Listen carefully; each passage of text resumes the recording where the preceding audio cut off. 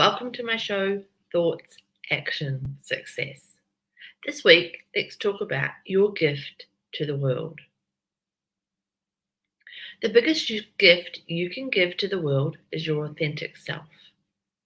That truly is the most important job you have on the planet, to be the most authentic version of yourself. Like Eckhart Tolle says, when you realize this, you will be free. Yet it's something that so many of us struggle with all our lives. I remember when I was in primary school that I wanted to be more like the popular girls. I wanted to look like them, act like them, and be interested in the same things as them. I even started copying the way the most popular girl walked and talked. She sat in a particular way with one leg crossed over the other. So I tried to emulate that too, perfecting my technique at home to just get it right. Clearly, I was so desperate to be seen as popular and cool that I was even willing to change my whole self in the process.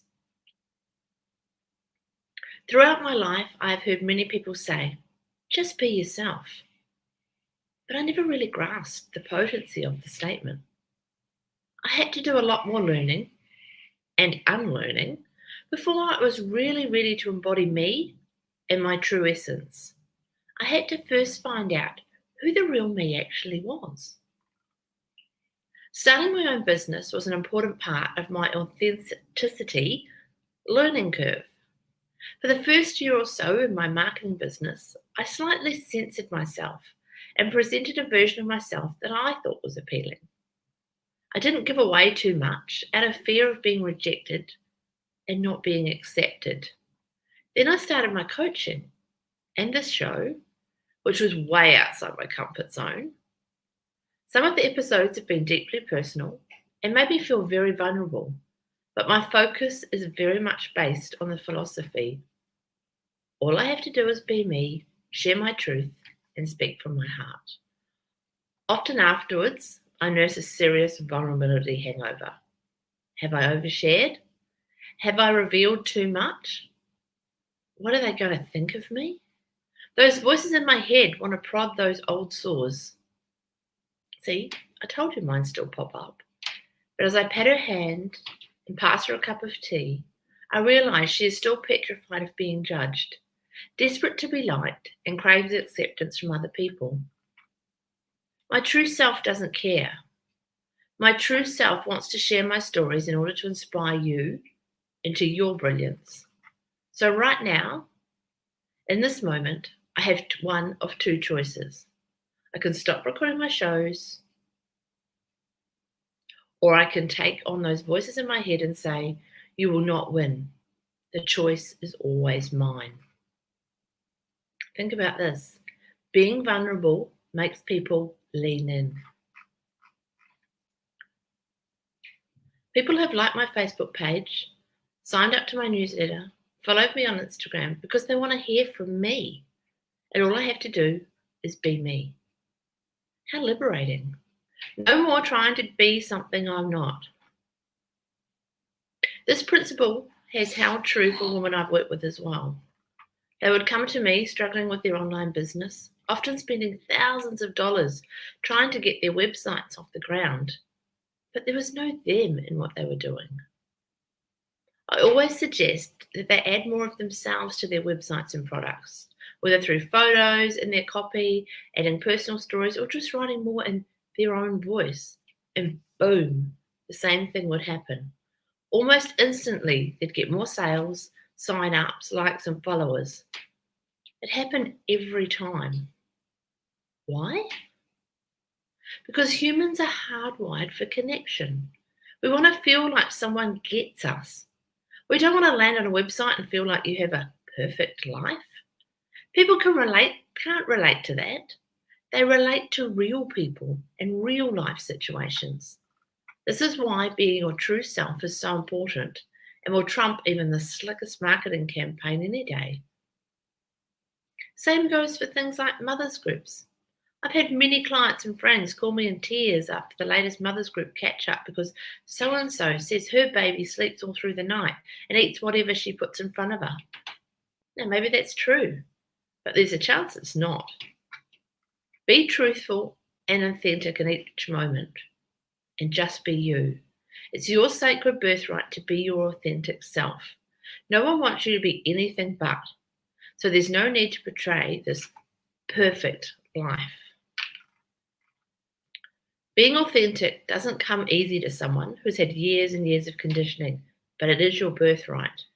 It might take a little work to figure out which of your beliefs are actually your own and what living authentically really means to you. But once you've tuned into your truth, the freedom you'll experience will fill your heart to the brim. Living authentically feels really good, but there is an even more serious reason to embrace your truth. When we don't live truthfully, it's actually hurting us. You see, when we suppress our authenticity, it festers away inside us. It boils under our skin, waiting to be expressed.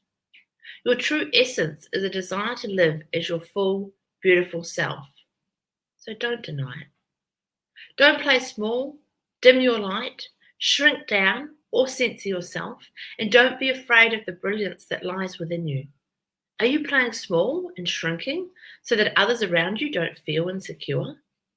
It's time to stop that right now and let your beautiful, true self. The world needs your shining, radiant essence.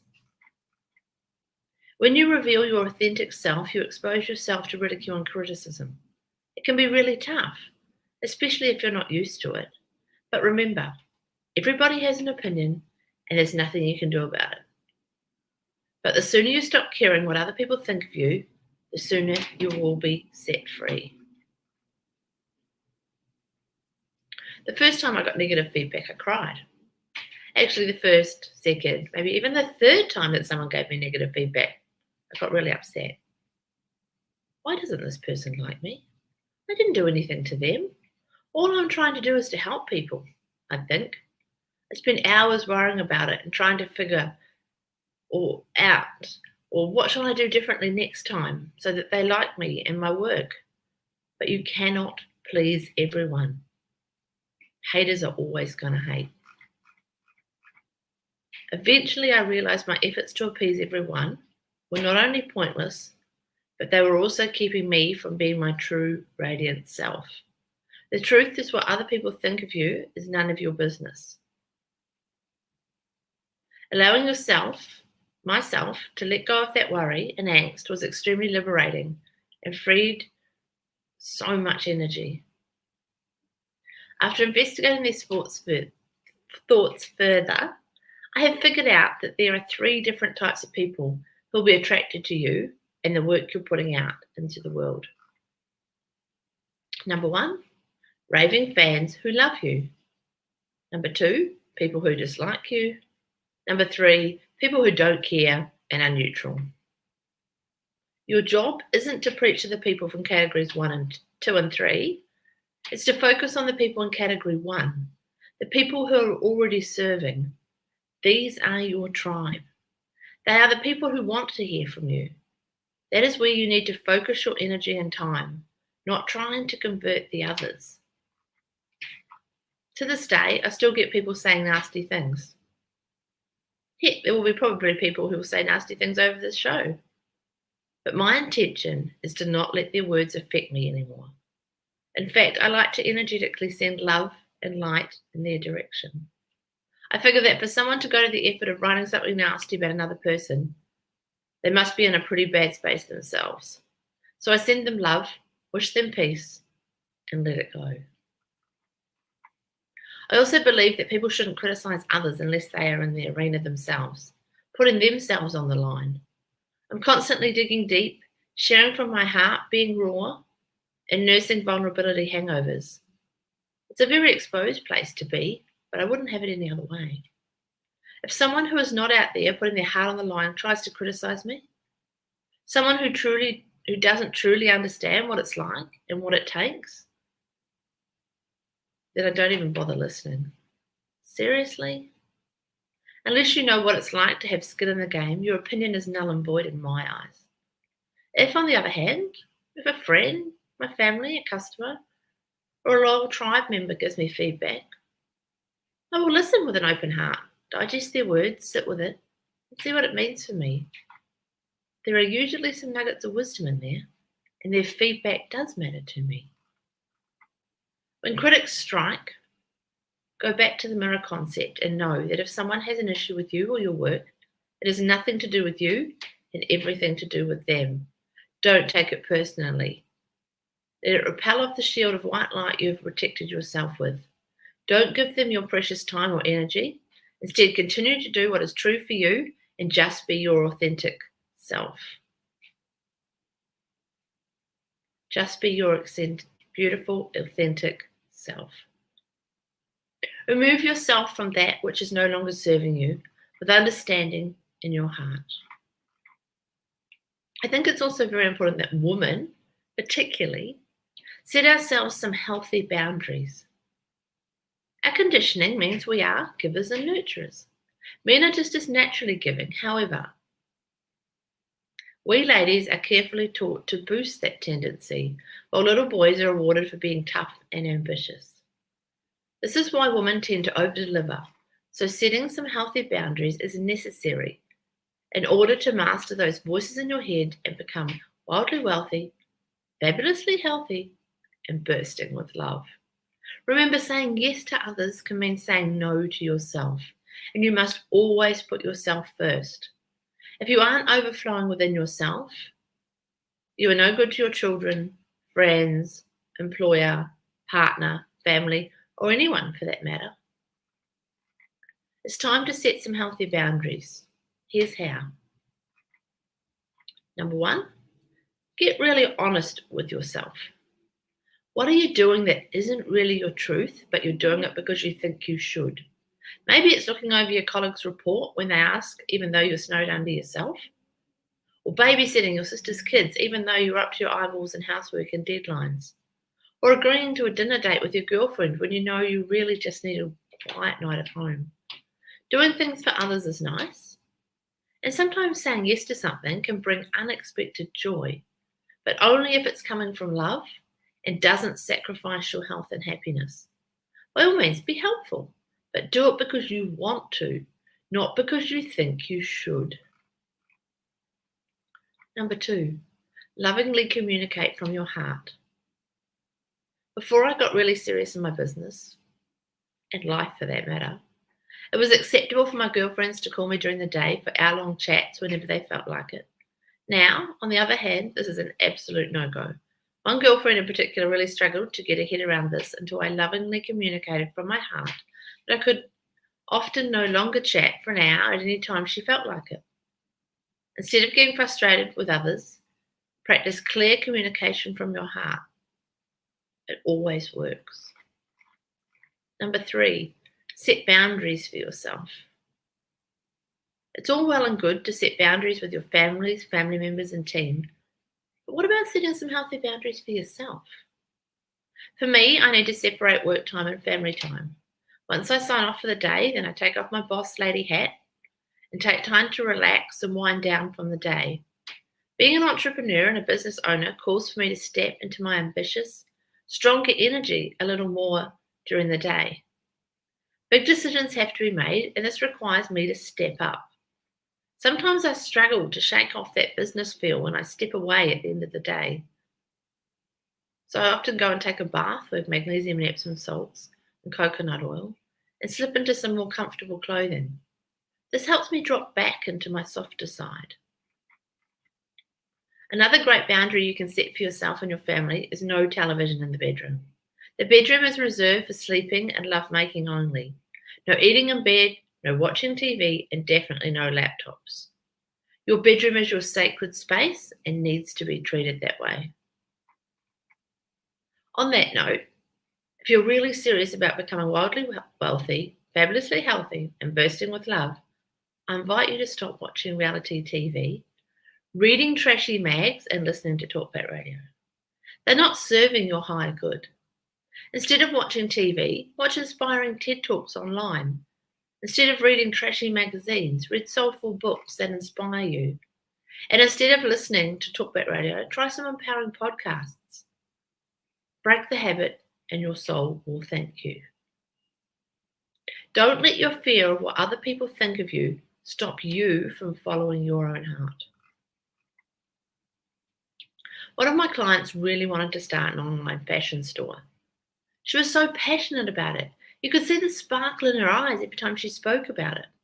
One day, she ran into an old friend at the shopping mall, and they started chatting about what they were each up to. She mentioned her new business idea and how she couldn't wait to get the ball rolling. Her friend almost spat out her coffee and told her opening an online fashion store in this current crowded market was ludicrous. Immediately, her heart sank. She cried the whole way home. I got an email from her a few days later saying she'd decided to dump the whole idea.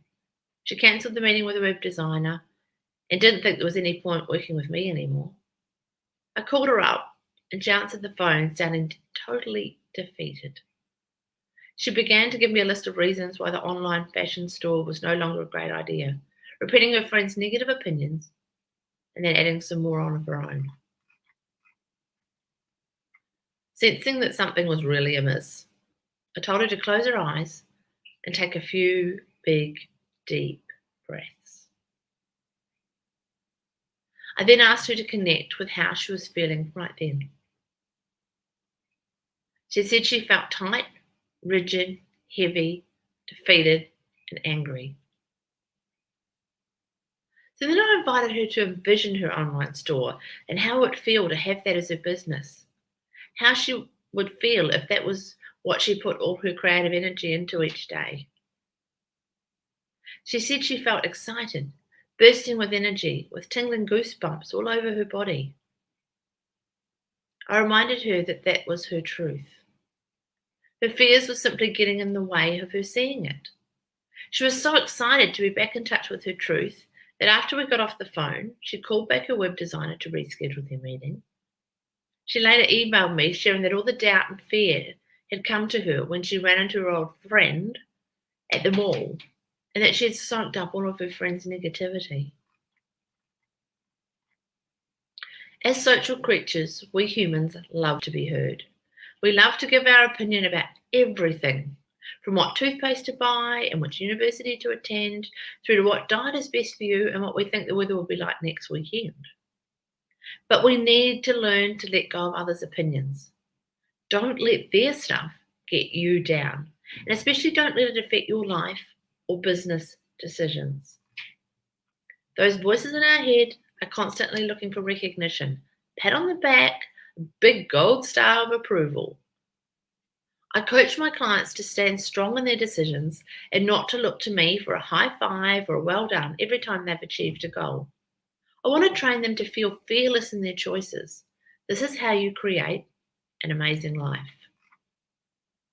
Men are not taught to have this issue as much. Many of them are therefore better able to make a decision and go for it 100%. It's a trait I am trying to embody more of. I see this a lot with the amazing mothers I've worked with. Motherhood is a whole new world and a great opportunity for those voices to put you through the ringer and do some serious damage. It all starts with the well-intentioned advice about what you should and shouldn't do during pregnancy, then goes into childbirth, then mothers groups, and so on. Everyone wants to add their 2 cents, and all you're trying to do is trust your intuition. Stay firmly rooted in your beliefs and do what feels right for you. Remember, as a mother, what is truly right for you is what's right for your baby too. Stand confident in your choices. Just want to share this quote from Napoleon Hill with you all. The strongest oak of the forest is not the one that is protected from the storm and hidden from the sun.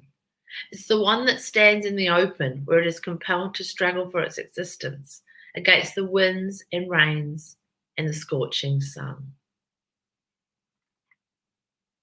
Resilience is the ability to go through adversity in such a way that you come out the other side strengthened and better off for the experience.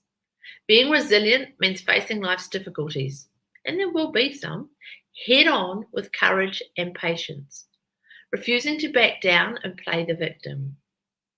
Resilience is hearing those voices in your head and saying, I hear you, but I'm not willing to let you win.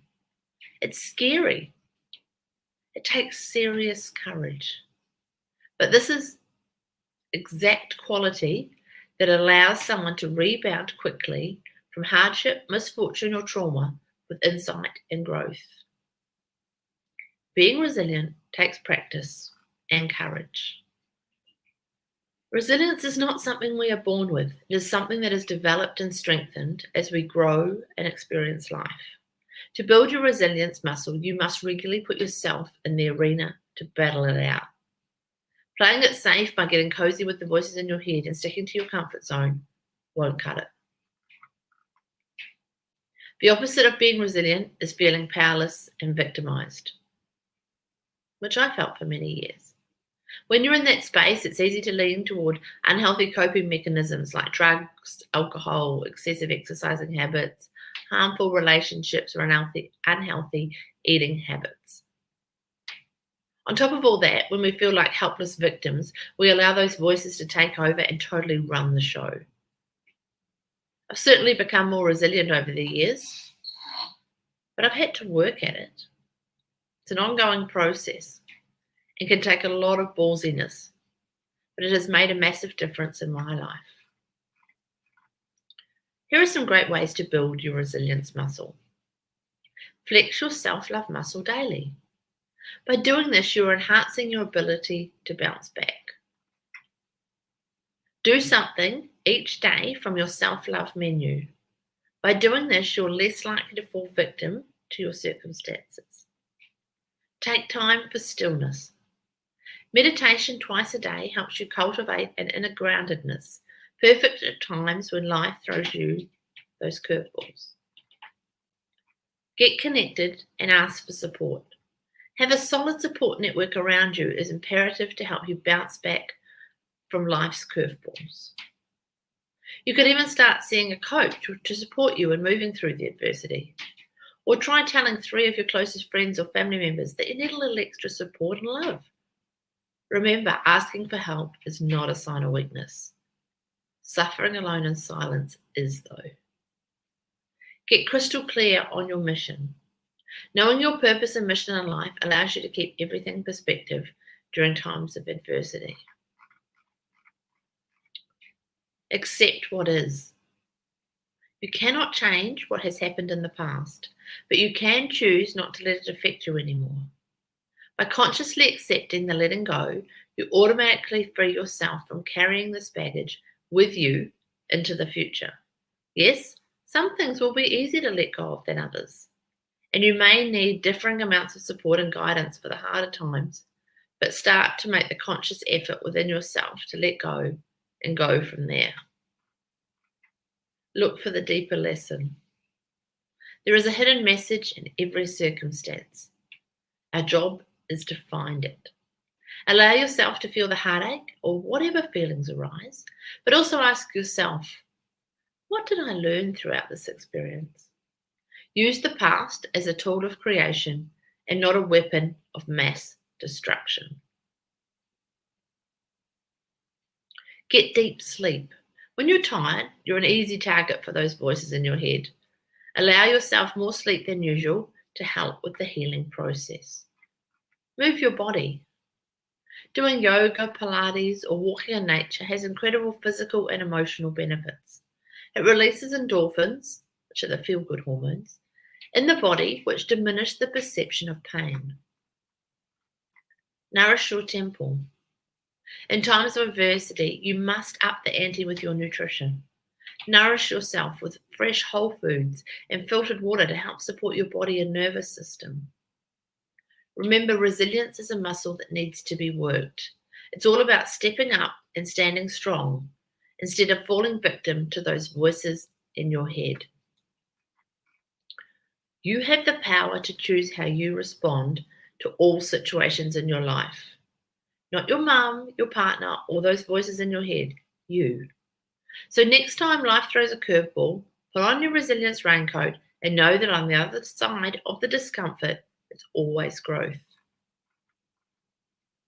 I used to play the victim role very well, like almost an Oscar-worthy level, because I struggle with how to deal with my feelings. Whenever sadness, anger, or frustration arose within me, I didn't really know how to deal with them, so I simply suppressed them. As you now know, this is not the best idea. I was always searching for the tools to deal with my feelings, but never found anything that clicked. Until one day, I came up with the pity party dance-off. Having a pity party dance-off allows you to express feelings fully and then let them go. Let me share with you how it works. Step 1. Whenever any unsettling feelings or emotions arise, immediately allow yourself to feel it. Go to a private room, the bathroom, a separate room at your work, or even your kitchen pantry. Any private spot where you can be alone and fully express yourself will work just fine. Step 2. Once you enter the room, put a timer on for, say, 10 to 15 minutes, depending on the severity of your feelings. You can use your phone for this. Step 3. Once the timer starts, allow yourself to fully express how you're feeling in the moment. Maybe you need to cry, scream into a pillow, punch the air vigorously, jump up and down, shake out your entire body, or simply sit in complete stillness and just breathe deeply. Just note, you intuitively know exactly what to do in that moment.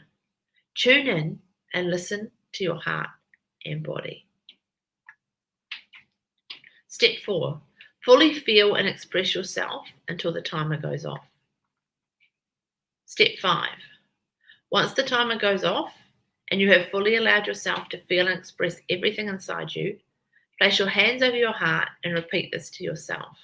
Using your own name, I'll use mine in this situation. Kirstie, I love you and you are safe. You can now let this go and move on. Step 6. Then blast out your favourite upbeat track on your phone. I love something like Rihanna's Diamonds. It always makes me feel like a superstar. Katy Perry's Raw or anything by Beyonce. You might want to make even your playlist for when you need it. Proceed to dance your heart out. Even get bonus points if you sing along as loudly as possibly you can. But you might not want to do this if you're at work. But nevertheless, this will instantly snap you out of your funk. I personally have found this to be the absolute best technique for allowing myself to quickly move through feelings and not waste a whole day, week, or even a month having a pity party for myself like I used to. Because let's face it, stuff is always going to come up in our lives. But this technique allows you to fully feel it, then let it go and move on. So let's recap the key takeaways from the show about your gift to the world. Never underestimate the potency and power of simply being you. Remember, everyone has an opinion, and that's okay. What other people think of you is none of your business. Don't let your fear of what other people think of you stop you from following your heart. Resilience means addressing those voices in your head and saying, I hear you, but I'm not willing to let you win. Being resilient takes practice and courage. And most importantly of all, asking for help is not a sign of weakness. Suffering alone in silence is. I would love you to join me again next Saturday at 10 a.m. Queensland time for the next edition of Thoughts, Action, Success, where we will talk about dropping the F-bomb like it's hot. I currently have some limited vacancies for new coaching clients and wanted to offer the opportunity to my show viewers and listeners first. If you're interested in finding out more about coaching and if it could work for you, then I'd love to talk to you and have a complimentary, no obligation discovery session so you can experience it for yourself. All my contact details are available on my Facebook page or on my website, kirstiejohnston.com. In the meantime, join me in the Thoughts, Action, Success Facebook group for exclusive access to further inspo action from this and previous episodes of the show. Have a fantastic rest of the weekend, and we'll talk again soon.